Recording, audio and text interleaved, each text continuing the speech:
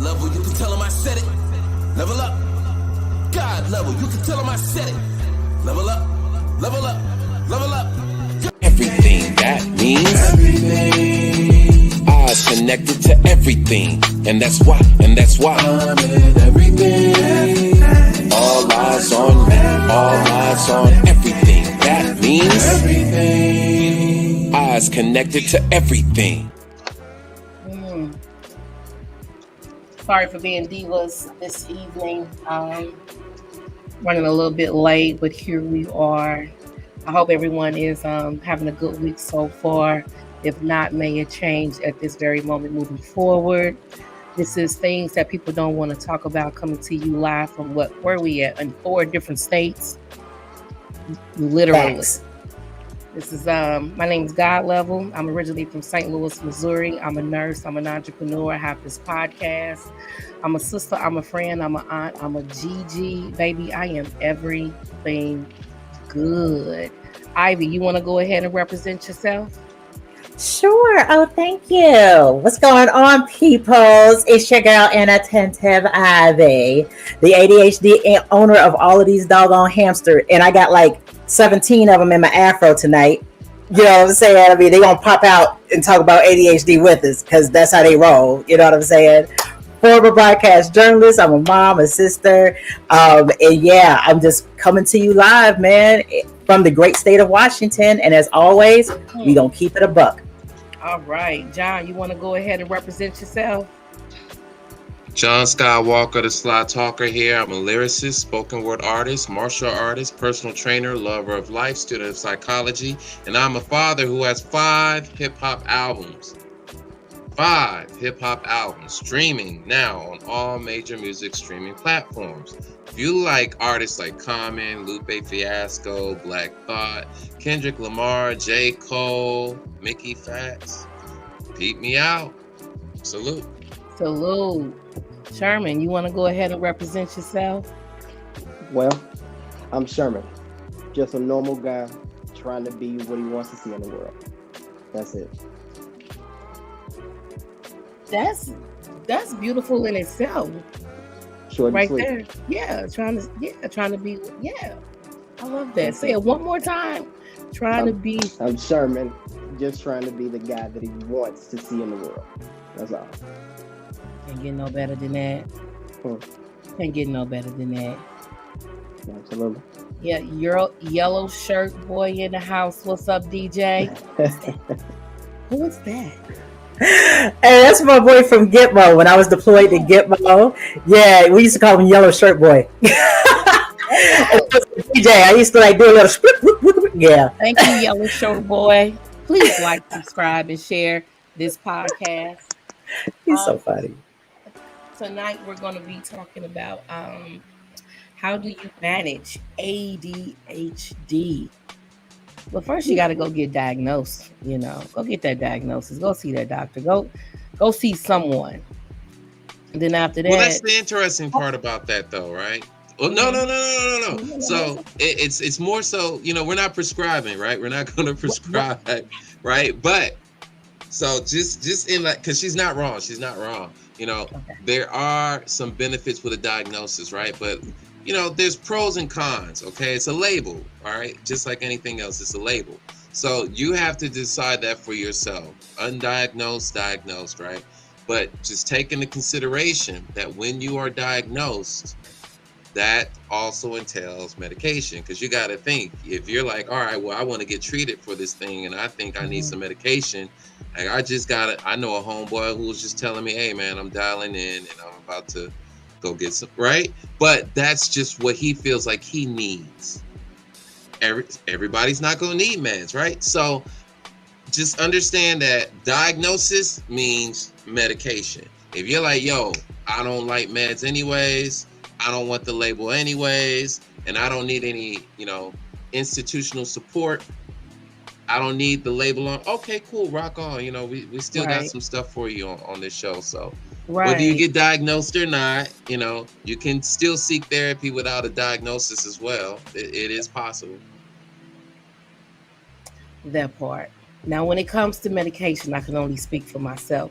It got me over the hump to a comfortable place where I can actually dial back off the medication and use the tools that I've learned when I was on the medication to help take me further.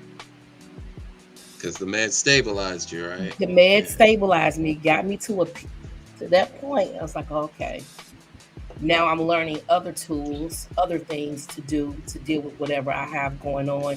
Then now I can slowly taper off the medication, because being on medication was not something that I wanted to do for a very long time. It was just to get me over that hump. That's it. So you don't have to stay on it.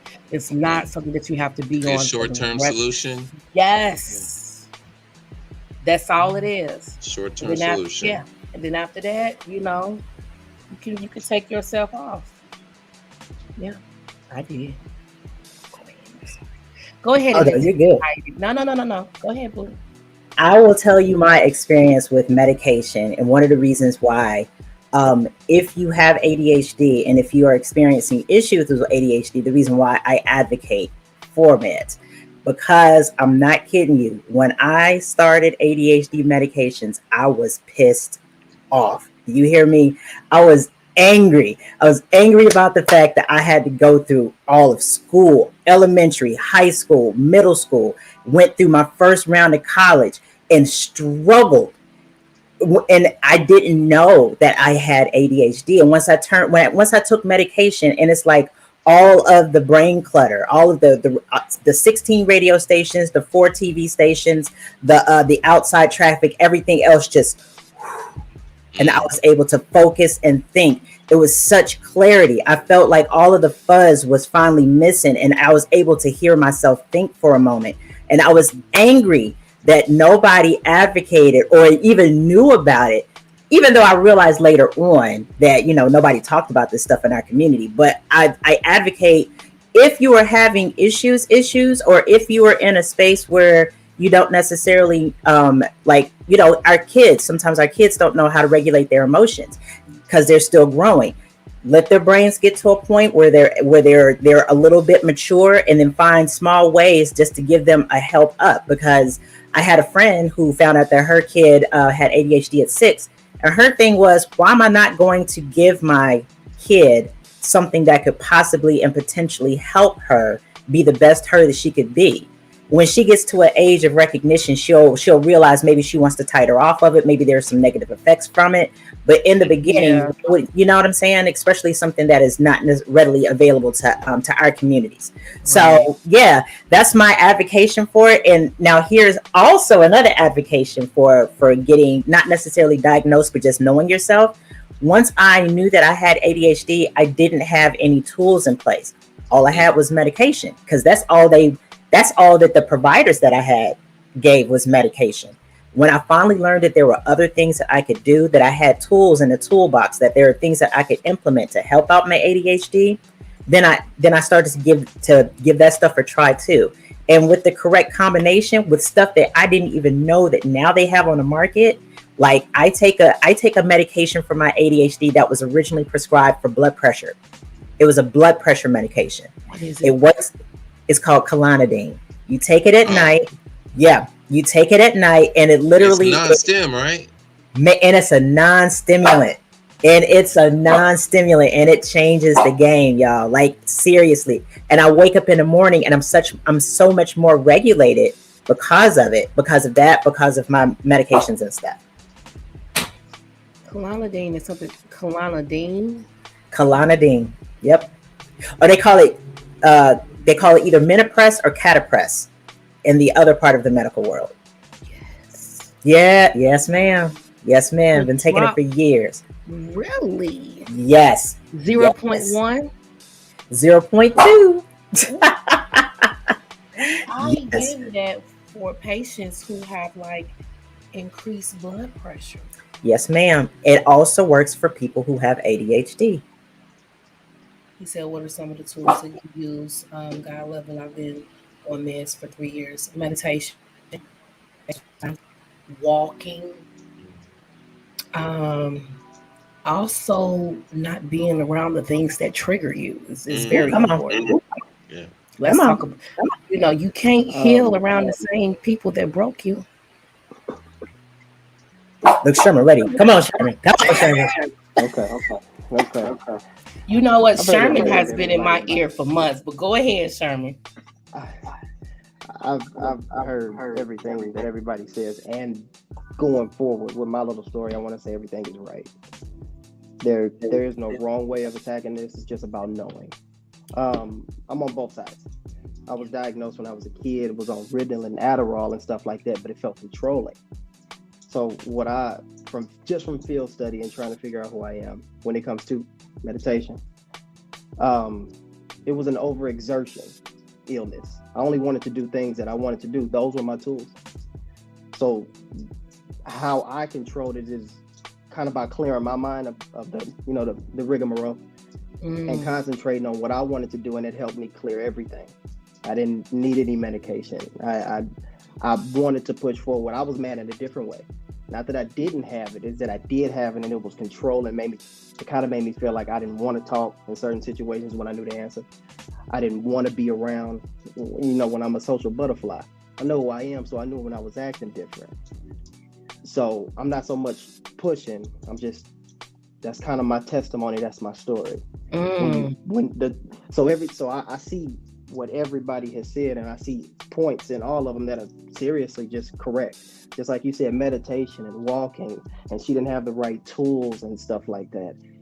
And how it could be looked at as just a label. Everything is correct. You just have to, I think when it comes to being diagnosed with ADHD, you are more of a creator. You want to do things that you want to do. So you want to more overly, because people with ADHD, we love a little bit harder. We think a little bit harder. We move a little bit better. That's just how. I'm not saying we're better. Hold on, let me take a step back. Let me not say the wrong things. But we are more of the creators, and we like to attack things that we like to attack with all of our energy. And then when our battery dies, we die. That's just how we get down. But that's from my field research. That's just my testimony. That's just my story. Yeah. And you can go for what I want. Then, absolutely. And then you have to, I've learned to make sure that I take a step back and get the proper rest. So I have a PRN that if I can hit that brick wall, slide down it, and be okay. For the next couple of days, you gotta get that sleep in. That's the thing, by the way. It's called neurodivergent burnout. Yeah. Neurodivergent burnout is a thing because when you are neurodivergent, your synapses are going at like 20 million miles to the 1 mile that people who are neurodivergent go, right? So we can experience burnout. And the thing is because of the fact that we can go at that rapid pace, we don't know how to slow down, and our body just shuts off for us because we don't know how to balance ourselves. And I've been learning that the thing for people who are neurodivergent, we have to learn balance. And we have to learn balance. And the other thing is that our balance is not going to look like everybody else's balance. That's something that needs to be said right here, especially if you are neurodivergent. And if you happen to be of a diaspora, or you happen to be of a marginalized community, you have to learn your triggers most expediently, because the way that our trauma kind of shows up in our community. You know what I'm saying? So you have to learn your triggers, learn how to balance them, those different things. If you're feeling burnout, you're feeling burnout. You know what I mean? Like this some of the tools, like I learned the other day that meditation doesn't look the same way for me that it looks in other people. Like people are like, oh, just be quiet and clear your mind. No, I have to focus on everything. Yeah. You know what I'm saying? I have to focus on everything and nothing at the same time. Like I literally have to notice there's a bird outside. I have to notice, I hear there's a car alarm going down the street. But while I'm doing that, I also notice my heart is beating. I notice that my eyes are fluttering. I notice that there's a pain right here. Like that's how I have to connect. I always thought I had to clear my mind, and I was like, this shit ain't happening. It's hard. It is hard. It's getting clear, right? I'm serious. I've tried that. So I just, what I seen on a movie of a guy in an empty theater room looking at a screen and the words on the screen. So that's what I use. And I just use the words breath, breathe, relax. And like I'm in a theater room, that's how because you can't completely turn it off. Whoever told you you can do that, you can't. We can't. Oh, another way is if you have kids who are trying to trying to recognize that mindfulness, they're going to have to, a lot of times, especially, well, let me speak for my daughter. My daughter, the only way that she's able to connect with her body is either one or two ways. And be able to have mindfulness. She either has to sit down and put her hands up under her and really speak out loud. I'm feeling irritated. I'm feeling fear. I'm feeling this. I'm feeling my heartbeat. I'm feeling my eyes. My eyes are itching. But she has to talk it out, or she has to jump. She has to jump up and down in the same space, sometimes with a spin. And it's the only way that she can regulate herself. So there goes those are some additional strategies, just to throw those out there. I just want to piggyback on one thing I don't like, and this is for me. It's kind of a little pet peeve. It kind of picks at me. You say you can't, you can't. You just haven't evolved there yet. That's all. Because I meditate in a different way as well. I repeat one phrase: clear your mind. Clear your mind. It's 1,000 thoughts that's coming from left to right. I actually do the opposite of you. I try to block out everything. So if there is a bird, I have to quiet it. If there is something going down the street, I got to quiet it. But I'm clearing my mind. And I keep saying the same things until I don't hear anything. And then I don't say anything. Okay, I can dig that. And that's what mine starts. But that's just for me. So I love how everybody is telling their own. It's really big. It's very important. Yeah, everybody's got their own thing. That's definite. Yeah, and I appreciate that. Yeah, and you're right. Maybe I haven't got there yet, and I'm just learning how to. But I'm learning how to. Yeah. He said, "But you can." He definitely. Yeah. So okay. The issue here also is you're developing a relationship with the mind. Okay, so this is just one of the pathways to doing that. Meditation is so broad. Even just for example, contemplation is a form of meditation. To be in deep reflective thought, to actually concentrate on one thing, ADHD, concentrate on one thing. How, right? But there is no it's just, and there's not even a doing, right? But the idea is this is just one of the pathways in which you reclaim a different relationship with your mind. So we talked about a few of the strategies there, right? I'd like to insert one of my favorites, and it's not even really a strategy, it's actually a perspective. Cognitive behavioral therapy, or the cognitive behavioral therapy. I have that book. I've been rocking with it since 2015, right? And it kind of stems from As a Man Thinketh, right? Thoughts creating reality. So you just think about how an individual with ADHD behaves, and you think about the relationship that those behaviors have with their mind, right? For example, being impulsive, right? And that manifests in a variety of different, a variety of ways. But imagine if having ADHD, you meditate enough to be aware of how this even functions. And you can make the adjustments by saying, okay, I know how to practice this now. I have access to these strategies or these skill sets or these instructions, and I'm going to implement that in my mind, and I'm going to practice rep. Oh my gosh, I'm losing practice, and suddenly, oh snap, I just reconditioned my mind.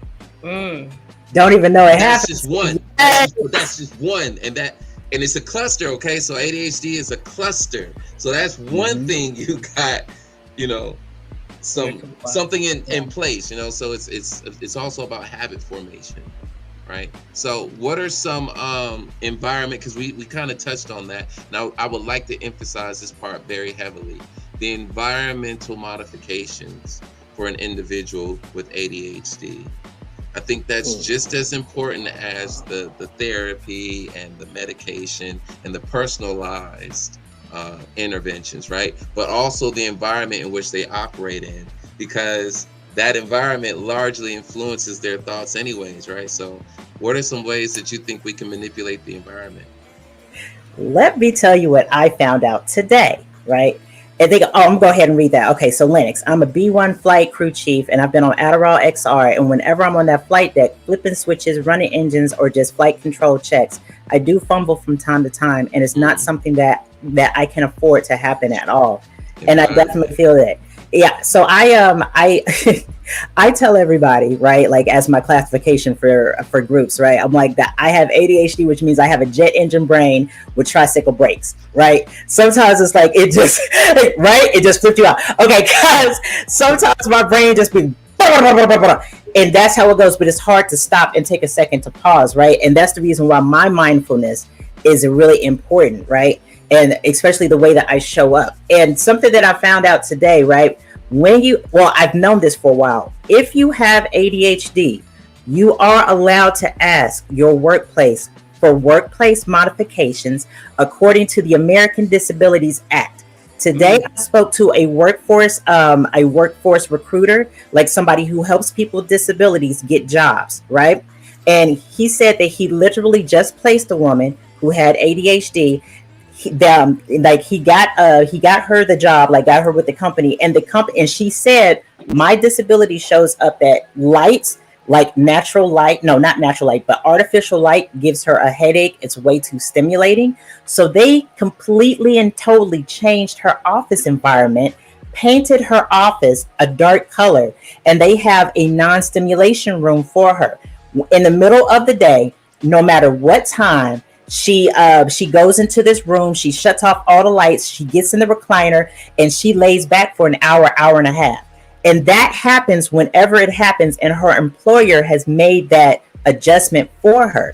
So the things that are sensory stimulating for you, you're allowed to ask for accommodations, things of that sort. Like like I know for me, because of the fact that sometimes I just get overstimulated because I'm a reformed people pleaser, right? I have to ask for specific instructions for things, and I literally tell people, listen, I might tell you yes when I mean no, so could you please give me the opportunity to say that maybe I can't do this in the next 24 to 48 hours, and we'll come up with a solution from there. It's all about knowing yourself and then asking for accommodations, like asking for what is the best requirement for you. One more, and then I promise I'll shut up because y'all know I talk a lot. My kid, I finally got her an appointment to be seen by a pediatric neurologist.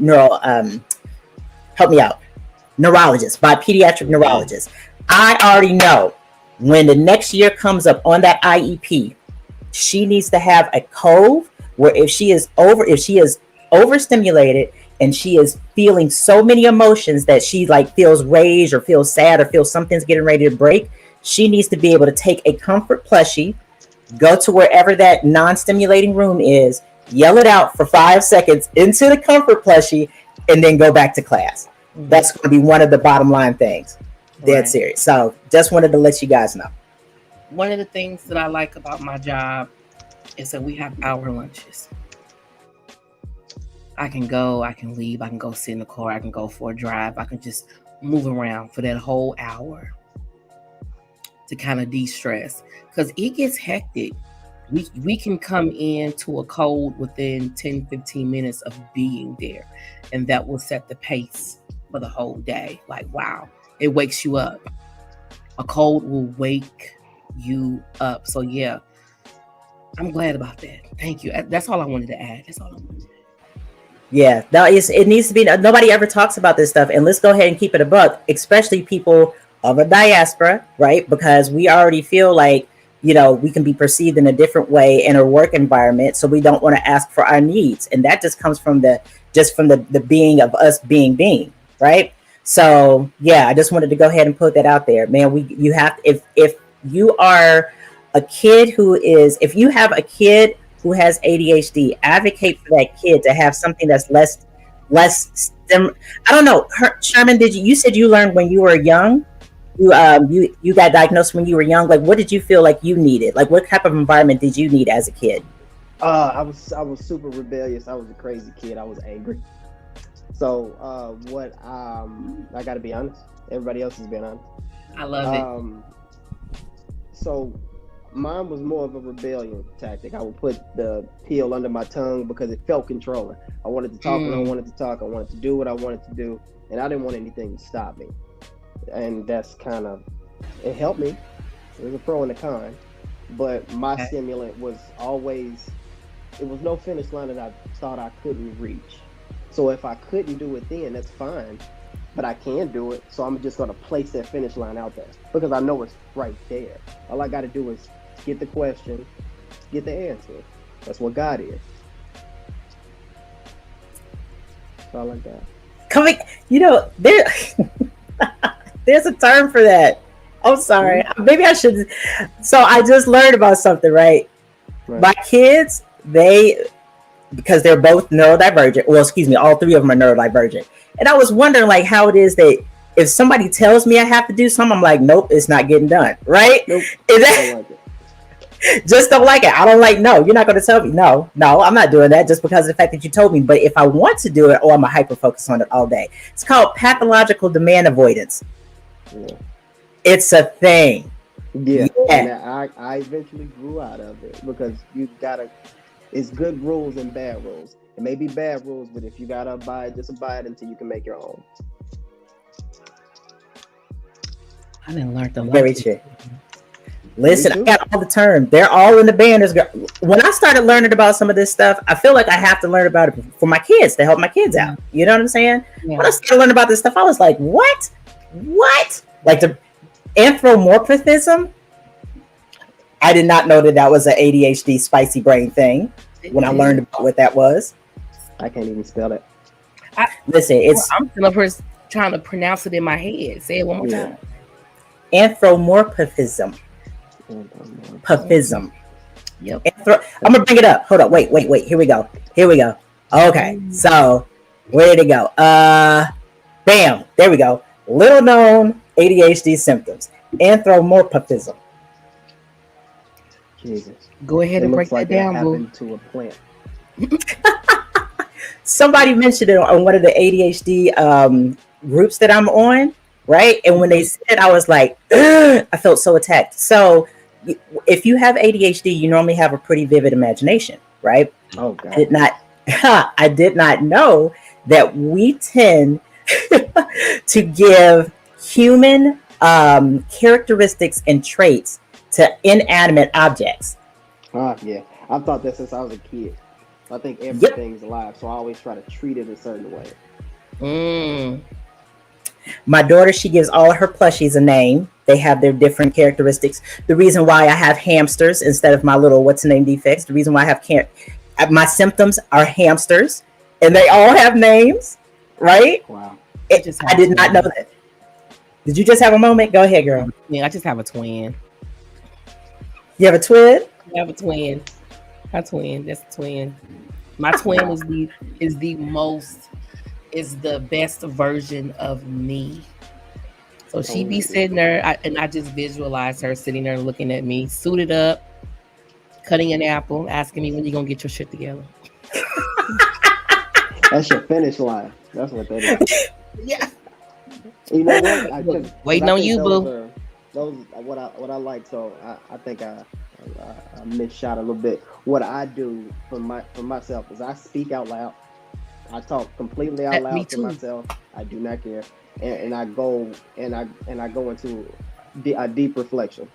So I'm just bouncing questions off, and every question that I can answer, I do. Every question that I stop at, I compartmentalize. I set it over to the side. I'm like, okay, I'm gonna get back to that. So yeah, that's my thing. I think out loud too, and someone has caught me thinking out loud and thought I was crazy. I'm like, no, I've been doing this all my life. I was literally just talking while I was typing. That's my way of slowing my brain down so I can actually get my stuff out. Mm-hmm. So imagine my fear of going back in January, how scared I'm gonna be. Girl, listen. Listen. Oh, by the way, hi. Who is there? Yeah, that's Command Sergeant Major right there. I just wanted to say hey to him because he tuned in before. I love it when he pops in. But these are all like things that they're parts of our personality, but they're also things that our brains kind of do to like to figure out how to survive, how to survive, kind of like being a part of our spicy brain self. I learned it. I did not know that I had dyscalculia. And I know you're like, why do you have a name for it? It's a thing. And I guess where you said that you sat with yourself and figured out, like you figured out the things that you were feeling for yourself, right, Sherman? Mm-hmm. Because of the fact that I was indoctrinated. You know what I'm saying? I mean, I grew up in a different, I wasn't allowed to think for myself. And when I got older, I finally started to realize I might start want to think for myself, right? And it's really come to pass for me in the last few years. So for me, I needed the box to explain, oh, that's what I do. You understand what I'm saying? So that's the reason why like the terms were like really big for me. So like this calcula, I have to have things in either in multiples of 5, or either they have to end in an even number, or else it drives me crazy. Like if I'm in the car and I turn the volume up, it has to be on either 15 or 20. You understand what I'm saying? Or either it has to be at like 12 or 14. Like it has to be either multiples of, and if not, it drives me crazy. If I see like, instead of a 90-degree angle, if I see an 89-degree I'm talking like it drives me crazy. And I did not know that I was not the only person who felt that way. Just throwing it out there. Borderline OCD, isn't it too? Obsessive compulsion Disorder. Yeah. Yep. Jesus. Yeah. I think Borderline. men are much simpler. I needed I'll be honest, what the hell I needed was a father. My father got locked up, and I needed an example. If I would have had the example, I could get the structure. And with the structure, I was already driven. And that part is definitely necessary. I have a handful. Actually, no, I have 2 handfuls of ADHD friends, right? Okay. And I'm very organized, right? And I realize you guys need structure. You need friends that are reliable, friends that are compassionate and understand, right? Like, all right, y'all are ideas people.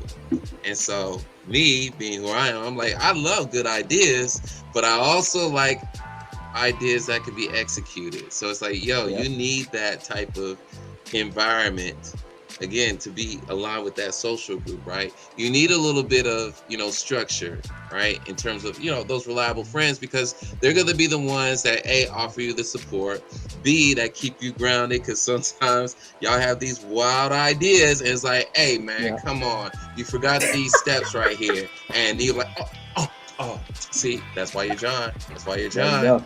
Right? So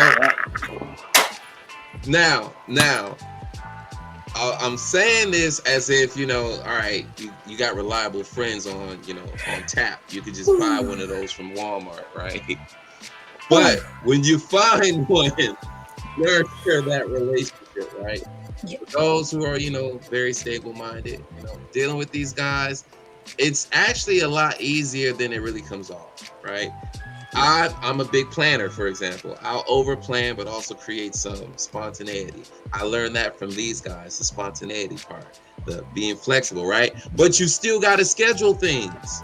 You still got to structure. So I plan for them not executing. It's not a diss. It's just, if I lower my expectation of my ADHD friends, I just get what I get from them.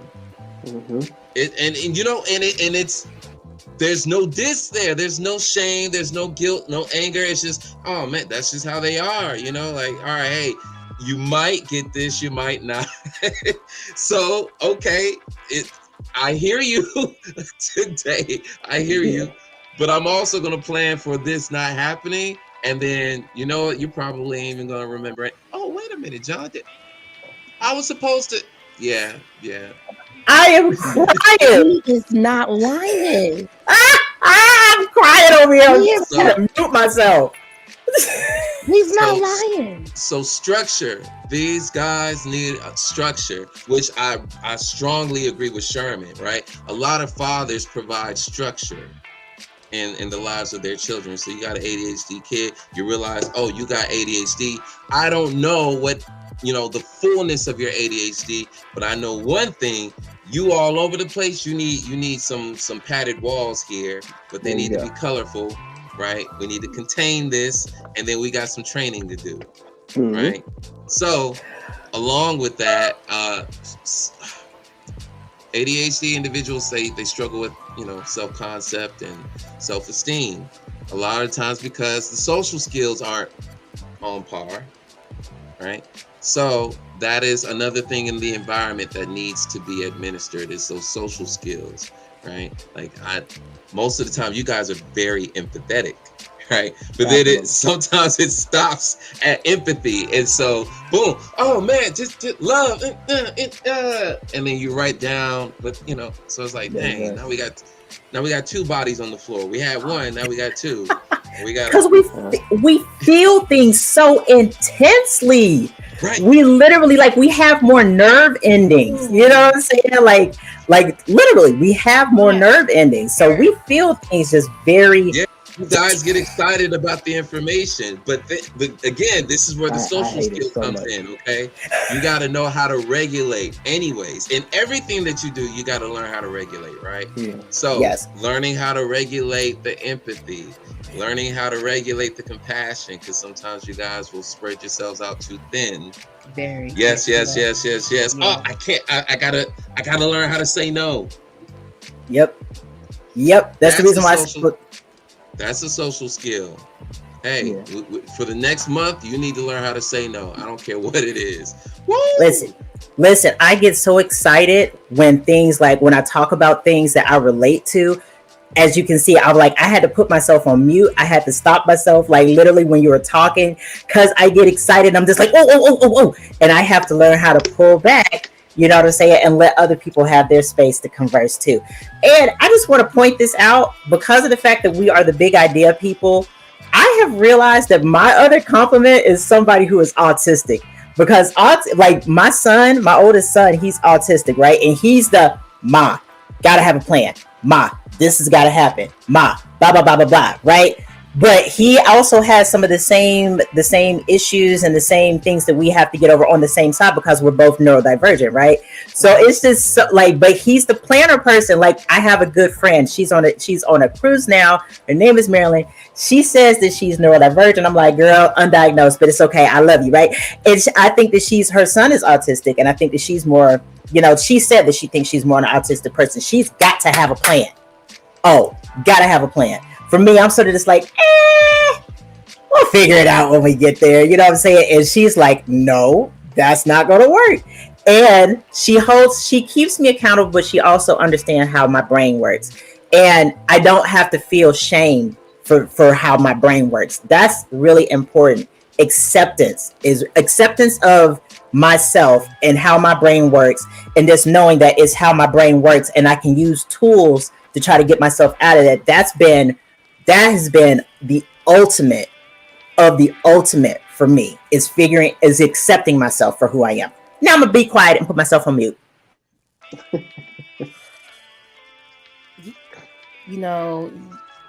We do have those big ideas. This podcast was my big idea. If it wasn't for John keeping everything organized, we'd probably be lost. I love it. Listen. And he knows it.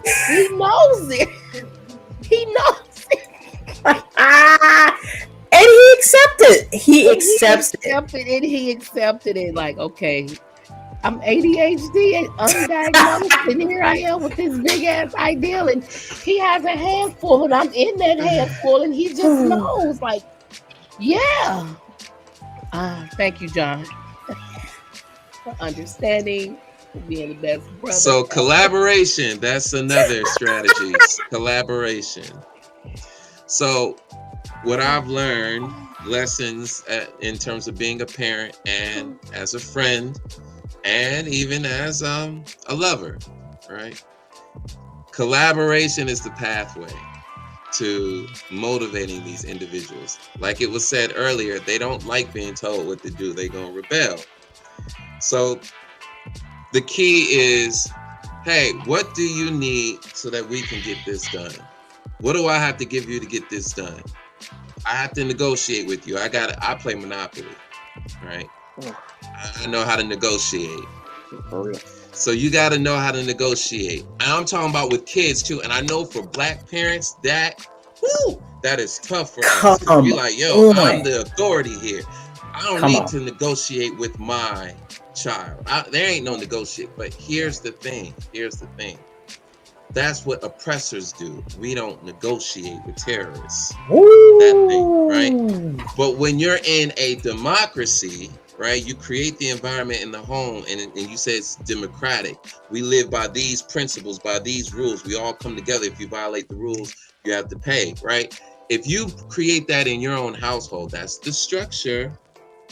That's structure.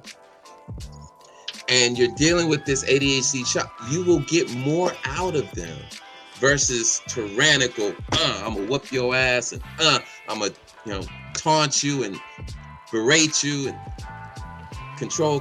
So yeah, they're gonna rebel. And at school, same thing. I don't want to do this. All right, what can I do to motivate you to get this done? It's got to get done. Don't you agree? Yeah, I agree. It needs to get done, but I just don't feel like I'm not stimulated. Okay, how can we? We're problem solving, collaboration. So that's the big one, y'all. That is huge. It's huge. So I read a book by this guy. He's 27 now, right? And he's got Asperger's, and this kind of goes across the board for people who are neurodivergent, right? He said that most of the time people use red line motivation to motivate somebody who is neurodivergent, right? But what you really have to use is blue line motivation, which is basically what you were talking about, John, where you're like, you've got to give somebody a sense of autonomy. If somebody just feels like, especially if you're neurodivergent and you feel like everything is in here is out of control and you don't have any control over anything that you're feeling in here, right? Or you haven't learned how to control anything that you're feeling in here yet. And yet you got these people outside who are telling you, I control you, I own you. You're like, well, I can't. And you're just overstimulated all the time. So by giving somebody red line motivation, which is, if you don't do this, I'm going to punish you. If you don't do this, I'm going to harm you. If you give them that all the time, instead of helping us to find our own way, how to take responsibility for ourselves, and sometimes that means getting us out of a jam too. You know what I'm saying? Like my mom would not let me fail. And I never knew how to accept failure. For me, failure automatically felt like rejection by everything and everybody. So when I became an adult and I failed at something, I was like, the world is rejecting me right now. So I just wanted to put that out there too. So with my daughter, she hates getting up in the morning because her neurons are not firing, right? It used to be, get up, you gotta go, we gotta go, right? But now I found that if she likes to cuddle, right? Because she's a pudding. So if I wake her up a little early and say, come cuddle with mom for about 5-10 minutes, and then we'll talk about what you got to do for the day. You'll take your supplements. She takes magnesium. She also takes L-theanine to help her in the morning, right, before she goes to school. And then I let her pick out what she wants to wear, give her some autonomy, and just say, you're going to do wonderful things. I give her affirmations, and she's on the way out the door. But the thing is that she had a choice in what it is that she wanted to do. We talked about that. We actually came to that agreement. And I was like, well, how can I help you get up? How can you have a better morning? I just need a cuddle, Mom. I just need a cuddle. She just needs to know that she's loved. So that's what we came up with. Just explaining that. Yeah. That is beautiful. Blue line motivation, man. I really wish I would have known that before. Yeah. Hi, Cicely Clemens. That's another strategy, affirmations, right? Affirmations for individuals with ADHD. Yes. Why affirmations? Because again, they're already struggling with self-concept. And so when you are affirming who you are also programming your subconscious. You're adding to yourself, your self-concept. So affirmations, throw some in there, daily, by the way, daily. You cannot affirm something that's not true. So if you're gonna, make an affirmation, it could be something like, I am more focused than I've ever been before, or I'm in control of my emotions, or I'm in control of my anger, or I am aware when I am angry. You know, Yep. affirming, like that. This affirmation. too, this is my affirmation counter. This right here helped change the game for me. That's Not dope. even kidding, y'all. I do my affirmations and I am safe within myself. I am safe within myself. I am safe Mm, within myself. I literally gave all of my kids one of these. They do their affirmations to this. I do my affirmations, whatever affirmation it is, to affirm myself 200 times a day. Why? Because I'm just like, I can hyper focus on it. Or maybe I'm doing it while I'm being unconscious. Maybe I'm doing it while I'm washing, not washing dishes because I need two hands, but maybe vacuuming or something that's mindless. And it works. It works. Yeah. And it's only $8.99 at Amazon. See, you see, stop talking. Just stop talking. I just went and looked it up just that quick. I want a pink one. I cannot. Oh yeah. So Cicely, I went to high school with, by the way. Hi, Cicely.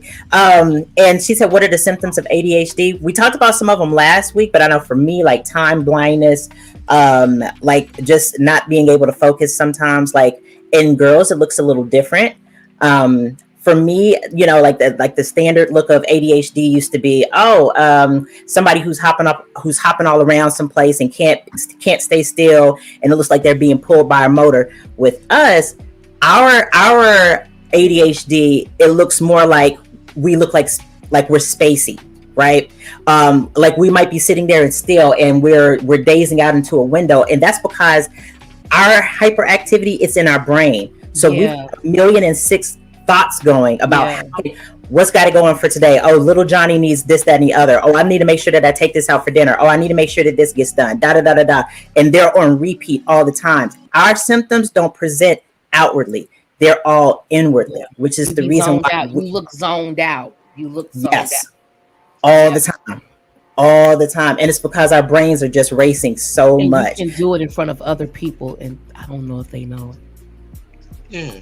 So fidgeting, squirming, inability to stay seated, restlessness, Hopping from sometimes one task. forgetfulness, impairments in memory, failure to follow instructions, difficulty organizing tasks, difficulty prioritizing, easily distracted. What else? I have to put my bills on a prepaid thing every month, because if not, I'll forget. And it's not that I don't want to pay my bills and I don't want to do the thing. I want to. I forget. So I have to use that as a tool. For me, getting organized is crazy because I attach value and meaning to all of the stuff that I have. I give like I have plushies that, y'all, forgetfulness, girl, forget about it. Like I can't remember anything unless it's written down or unless it's in my phone. So she makes a sigil. Thank you, Jessica. She makes a sigil, so every time she looks at it, it's like her saying an affirmation repeatedly, like you do. Yes, it's somewhere where I can see it all day. A piece of paper or even my hand. Listen, this right here, this was drawn by my daughter, right? This right here. This was a reminder to make sure that Coco gets out. That's my dog. That Coco gets out for a walk. Make sure that he has food. Like, because I forget to eat and she forgets to eat. So that was her reminder for herself and for me. Go feed the dog. Go take the dog on a walk. It's simple as that. I'm not gonna do well with a pet. I've had 4 fish and 3 have died. They are like, and they're dead in the house. They're just dead, laying there inside the fish house. And I'm just like, I be forgetting to feed the fish. Oh my gosh, all the Always time. good to know. I want a dog, but my dog gonna end up hurting me because I'm gonna forget to feed him. He's looking at me, bringing me the bowl, like, oh, okay, yeah, let me feed you. I had 4 fish, they're gone. Red died. What'd you say, Sherman? What did Sherman say? I love dogs. I love them. I want a little dog. They say It's people with just- pets live longer. Yeah, because you have something around you showing you what unconditional love is on a constant basis. Of course, it's gonna make you live longer. Love makes you live longer.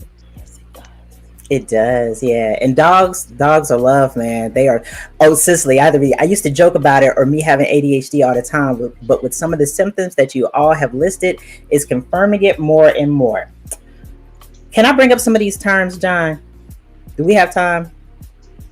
Listen, when I first started to dive into ADHD, right, and trying to figure my own stuff out, some of the stuff that came across that I learned that we do blew my mind. So I was like, let me go right ahead and share. So we're going to call this little section little known symptoms about ADHD, right? So I already talked about anthropomorphism, right? I probably said it wrong just then. I also talked about dyscalculia.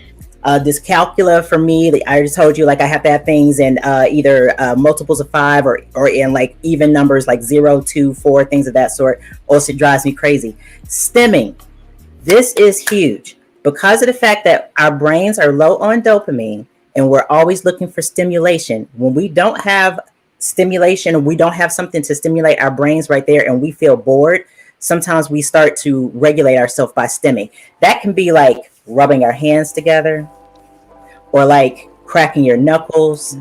My son, he picks out little pieces of like hair sometimes, or he twirls them, or like sometimes we rock or do something like that. So if you find something that like pops up for you that is like that you're trying to like get stimulation, it's the reason why my daughter jumps around. Like she'll literally jump for like 15 minutes because she's trying to regulate her stimulation. She's stimming. I don't know. Does that check out for anybody? Anybody here? I rub my feet. I just rubbing. And it feels good. It feels good. I used to pick at my nail beds. I used to bite my nails. That's a form of stimming. My grandmother told me I was eating poops, and I stopped. I said, that was really good, Grandma. Thank you. What'd you say, Shervin? I said, that smelled okay. Go ahead. Only thing I was gonna add is I guess what helped me with stimming was I did sports and martial arts. So martial arts helped the most, to be honest. That's a structure. It is. Plus, it teaches you about your breath work. It teaches you about and breathing and what is it called? Motor therapy, moving your body to kind of get the regulation like out of your body. That's what helps. That's the reason why we stem, because we're really trying to get those big emotions and that overregulation. Like we're trying to get that overstimulation out of our body. So yeah, it's a very good one. Another one is little known time blindness. I have to trick my brain in order to be on time for anything. I have to trick my brain. I literally have to put, if I have an appointment, I have to put in my calendar 30 minutes before I'm actually supposed to be there. So then that means that hopefully I forget what time I'm actually supposed to be there and I get there on time, because I'm probably going to be late. And I know this about myself. So I have to trick my brain. I'm off today. I am literally off and at home today. And I waited until 5:30 to start playing in my hair. It happens all the time. Like I literally been here. Like I've been an hour behind all day. I was supposed to get to the gym way earlier. Like about 1 or 2. Yes. I'm telling you. Listen, if I know that I have to be someplace if I know that something is important to somebody else, I tell my friends, please, if this is important for me to be here on time for you, lie to me. And I'm not saying lie to me in all things. I'm telling me lie to me about the time that you need for me to be there. Because if I haven't lied to myself already, then you know what I'm saying? I might be late. I might figure that I can do laundry or start a pot of oxtails before I'm supposed to be out the house. And it's just what I did. I started laundry. Ooh, this one's cute. Okay, check this out. Echolocation. If I was to say right now, break in the door, wave in the door, wave in the 4-4. all you hear is it's what we do. If you know who Biggie is, it's echolocation. Like I can be sitting here and I can just be like, do do do do do do, and if that picks up in your brain and it registers for something to you, you'll start being like do do do do do do, and you won't even know it. Echolocation. I have to go listen to that song later on. Everything that we had talked about, I didn't already looked up. I'm looking at dogs right now. Cicely just said it. Papa don't hit me no more. See, she already said it. And you're gonna be listening to that tomorrow. Who said the 4-4 then? I did. Kick in the door. You said wave in the 4-4. She said, Papa don't hit me no more. Now we all got to go listen to this song. Echolocation is one of the things that we do. I don't know why we do it, but we repeat songs. Like some of us have favorite movies, favorite movie quotes. Some of us, right? Some of us have favorite songs in our head. Some of us have favorite quotes. And they're just on repeat. And if somebody starts it, we have to finish it. It's echolocation. It's how our brains work. That is enough. Yep. We are done talking about me tonight. One more. Because I already talked about PDA with this pathological demand avoidance. This one right here was the killer. RSD, rejection sensitive dysphoria. You better cut it out, Cicely. You better cut it out. Oh, she made me you die. Are we going color purple now? I know. Oh my gosh. Yeah, seriously. So rejection sensitive dysphoria. Remember when before I told you that if I failed, it felt like I was being rejected by the world? It's because we're sensitive to rejection, but we can't differentiate that rejection just means us a no. It doesn't mean that it's who we are. Just throwing that out there. I won't even start with the rest of them, but thank you very much for letting me. Yeah, and I will shut up now. Back off of that.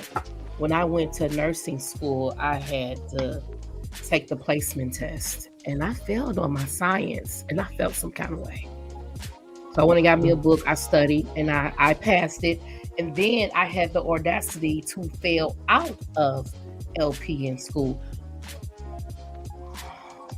I had to sit out for 2 months before I was able to come back.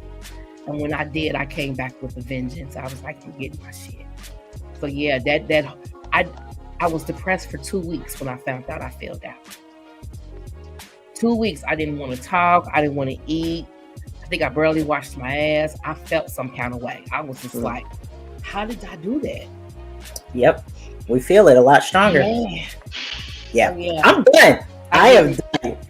I get it. And yes, I was late to my own wedding.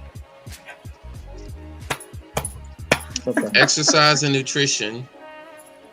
Good strategies to add.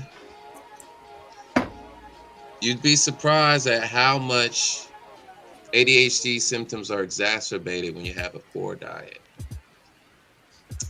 And even more so with a sedentary lifestyle.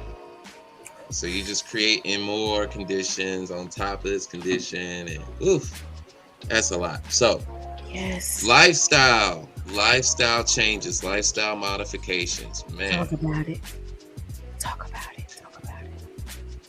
Endorphins, dopamine, feel good hormones.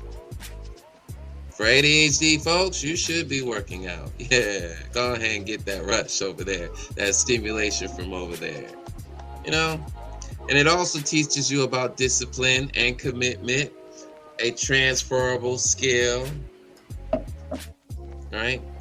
Martial arts, same thing. Yeah, organized sports, but nutrition also.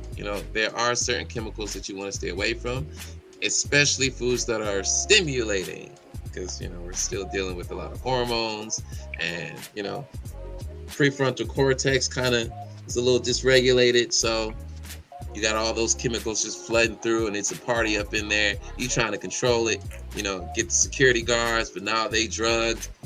It's too many chemicals. So you got to watch what you eat. Listen, stimulating foods, very stimulating foods. You got to balance it out. Sugar is a killer for us if you are neurodivergent. If you have, I'm talking like, except for maybe some natural forms, it's okay, like agave and honey, right? But sugar is literally, it's like watching and I hope that I can say this without getting dinged by iHeartRadio or whatever. It's like watching a rat to cocaine. I'm dead serious. Like they've done studies on it. It lights up the same receptor signals in our brain as a drug does. And any artificial dyes like red dye, oh my God, red dye and blue dye, horrible for us if you have ADHD. Hi, Cece. Yeah, it's horrible. So yeah. Yeah. Oh my God. This has been great. This was good. Tonight was great. And yeah, stay away from them bad foods like Popeye chicken. They got these wingettes over there that honey lemon pepper is not good for you. And that sweet and spicy is definitely not good. They must taste good. They taste good, so they give you dopamine, right? But yeah, you'll feel it later. Oh, Cicely. You will be depressed later. Yeah. After you ate 6, maybe 7 pieces. Oh yeah. Hold on, wait. I just wanted to pop this up if I could from Sarah. Sarah said skipping tests in high school. She said she knew that she could do better on the essay version of the late test than if she had taken the normal one. Short fuse withdrawal because she feared the possibility of failing. Yes. And you know what? If you could ask, I did not know that you can ask for different types of tests if you don't do well on essay. Yeah, in high school, my kids, because of the fact that they didn't do well with essay tests, they could do visual tests. Because guess what? You can advocate for your kids if they have ADHD. If they don't do well with written things, and they can do visual, or they can do tests that involves tactile planning, even for history and things of that sort. Yeah. Hands-on. When we were in nursing school, the paper was I didn't too much care for the paper, but put me in front of a patient. I got you. That part. I got you. Ooh, I can make a story out of literally nothing. And I can write for days and days and days. It was so easy for me. Any paper, I'm talking about 900 page, 100 page, 400 page. I can come up with a plot, a middle, and an ending, and I'm telling you, I've always been able to do it. That's a script. Well, you give me a direction, you say damn near a word, I can make a movie. I got 2 words: ebook. We're waiting for it. You shouldn't have did that. Don't wake up. No, don't that's wake fine. him up. No, that's He's listening. Don't wake him up. That's my love. That's something I can. That's not work. It's not work. Can I answer this question real quick from CC Queen? You guys mind? Go ahead, baby. Because I know we're like coming close to the end of our time here. But CC Queen, she says, where does ADHD come from? So there are studies that are being done now that shows that some people with trauma have the same symptoms that people with ADHD, that people with ADHD experience, like the forgetfulness, the memory lapses, the time blindness, like the irritations to sensory things, like all of it. Like, yeah, it's being found that in some places that that childhood trauma is bringing this up too. So it's either, but I know for me, my family, we're neurodivergent, so we have it comes in our family also. But let's think, what if that's a generational thing because of our generational trauma? Because most of the cases that are being diagnosed today, a good 70 to 75% of them are Black women. Black women is yes, ma'am. Black women are the fastest rising demographic of new ADHD diagnoses. Stress. I think that stems from somewhere else as well, but we are not going down that rabbit hole. Because stress is an umbrella. Oh, yes. You gotta open it, and you gotta figure out every little brain drop. We should definitely unpack this one day. Yeah, you're right. Well, not now. I'm just saying one day. Sherman. We definitely unpack this. Yeah. Look, newborn want to say something. He like, I want to say something. Though. Go ahead, Kimo boy.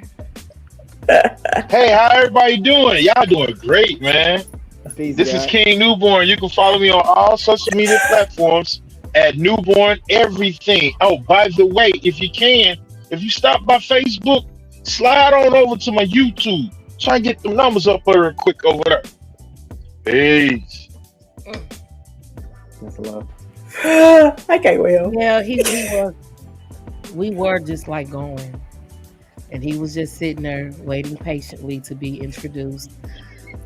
I'm so sorry, King Newborn. It's all love. Yeah, I don't even know what to say now. Tonight has been a great show. I want to thank everyone for chiming in, for listening, for dropping a comment. I want to thank each and every last one of y'all on this panel. John Master Skywalker, he has 5 albums out. If y'all ain't listened to it, y'all need to go get it. I was just listening to it today at the gym. God level, go get it. Ivy, Inattentive Ivy, man, these last 2 shows has been her. Let's just keep it real. These last 2 shows has been her. You know, Sherman, the new guy to the panel. Man, ADHD where? You too calm. Well, it took a lot. You know? You too calm. King Newborn, he had some technical difficulties, but you know he's here. Thank you. Until our girl Erin P, she has a lot going on right now. So we are sending her loving energy.